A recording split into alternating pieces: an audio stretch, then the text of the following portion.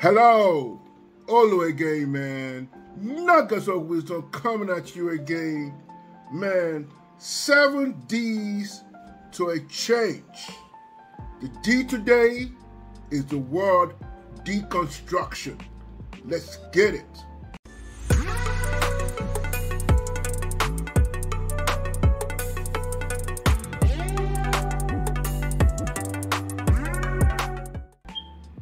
Welcome back. While that is, please like, share, hit the notification bell for new content. This is a series I've just started out, and I want you guys to, I'll put a little work into this because it's something I've been dealing with. And to give you a little bit of background, this is not something I read in a book. This is something I have actually lived. This is something that I've actually understood.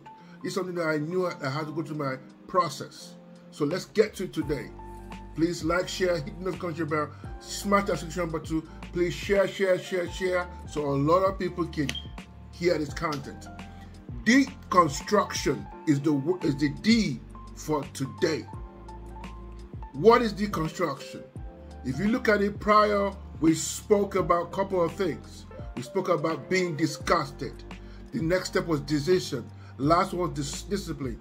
Today is deconstruction.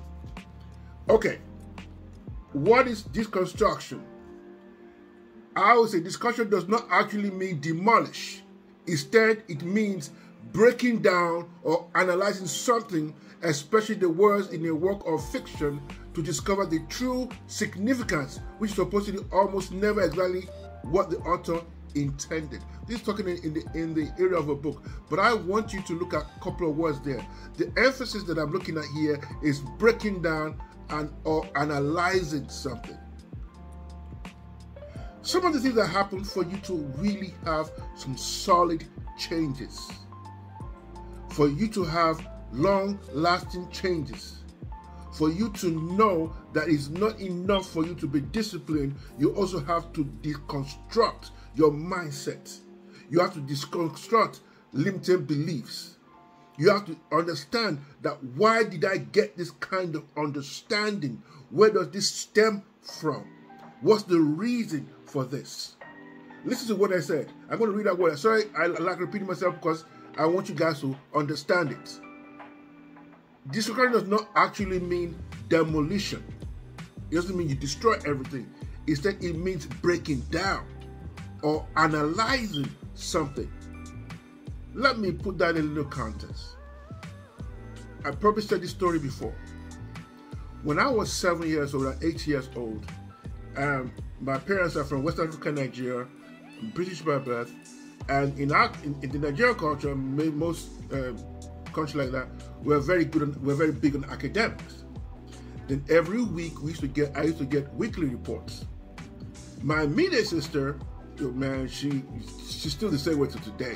You know, she's a nerd, smart, boom, boom, boom. She's either first, second, third in the class. And I remember just when I was failing, I wasn't like in the top 10 in my class though. I was okay enough, but I wasn't failing. And I used to remember that in the Nigeria, maybe some country, my uncles used to come to our house. And what they would do, they say, oh, well, Olu, or this would come back home, my family calls me Wale. And he said, Wale, bring your weekly report. And when my weekly report comes over, I'm probably like 9th or 10th or 11th. And what normally happens there, that when we go home, it's a cultural thing, my uncles will give my sister money. Listen to me, this is how a 7-year-old thinks. A 7-year-old thinks I'm not good enough. A 7-year-old thinks I would never amount to anything. Why is my life always not working out? What is the problem with me? Why am I not better? So, and I will tell you, even to my 20s and 30s, it's really impacted me. It really affected me. To the point whereby, even in dating, in going out to life, work, so when people give me compliments, it's almost like they're faking. I couldn't take it. And I use that as a crutch. And I tell you, and I'm not even joking, if I want to remember any bad thing, even till I was in my 40s, I just have to remember back to what happened when I was 7. And I'll get emotional. And for a very long time, I put out that energy of never good enough, never amounted to anything. And even in my career, I now found out that folks weren't better than me. It was a self-limiting belief that I've had all my life, that I had to now deconstruct. I had to break it down. I had to analyze this. That was then, this is now. Does this same scenario, one scenario in your life, is written in the canvas of your life of what has happened 40-something years ago? I know I'm aging myself. But I want to tell you, it was a self-limiting belief that actually made me, for a very long time, to be people's doormat, people's walkover. And so when you give me a little bit of attention, I think, I'm worthy of your attention. And you are so valuable, and I'm so devalued. And it went on and on and on and on and on.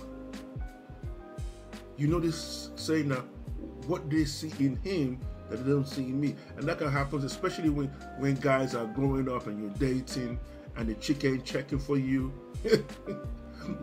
that can look like, what does he have I don't have?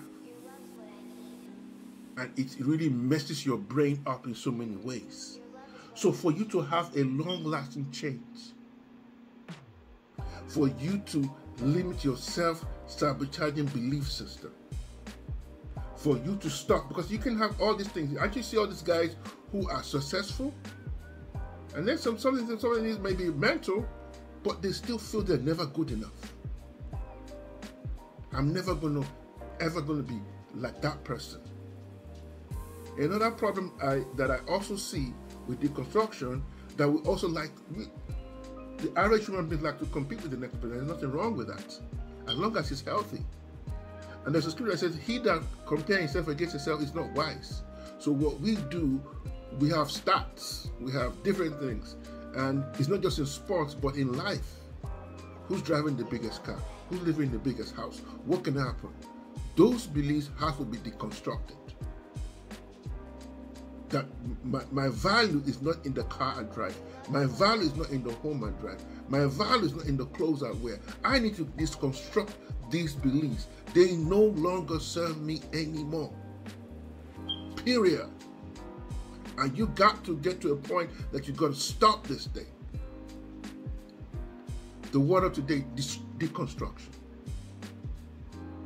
My brothers, my sisters, what do you need to break down in your life? Have you sat with yourself for a moment and see something that happened in my childhood? How am I addressing it? What am I doing that those things don't repeat themselves? Most of the people that we are married to or dating are based on our self-limiting beliefs. I know, no disrespect to marriage. I'm not here to stir up any trouble, but a lot of things that we do was as a result of where we're coming from,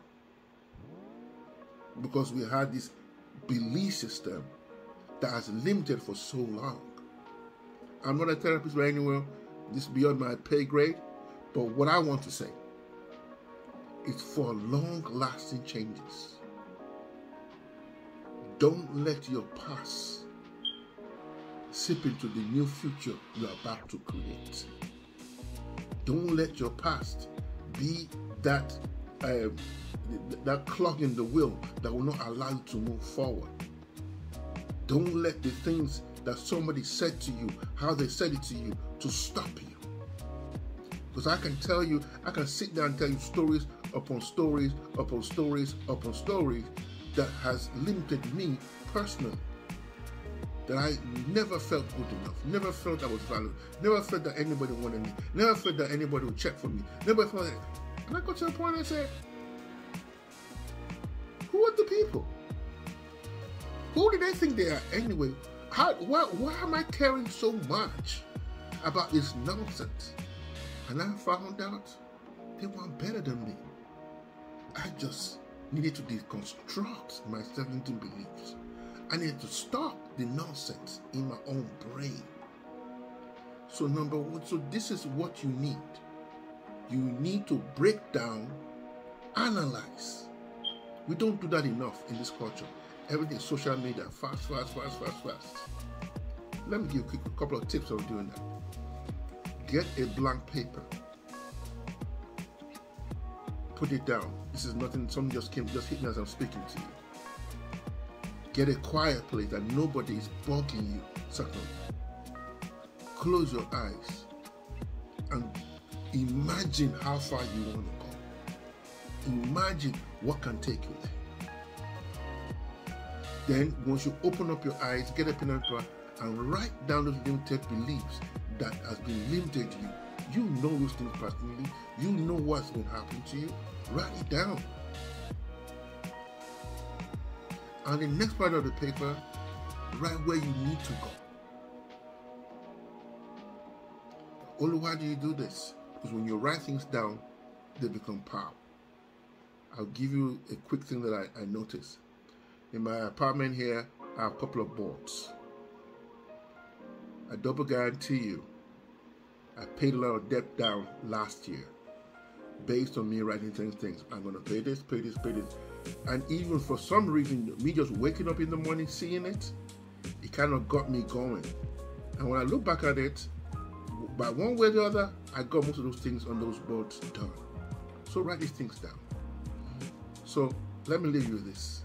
Deconstruction is the fourth D to a change. Break it down, analyze. Break it down, analyze. And break everything that is stopping you and say enough is enough. I'm moving to my long-lasting change. This is Olu again, Nuggets of Wisdom. God bless you. I'm out.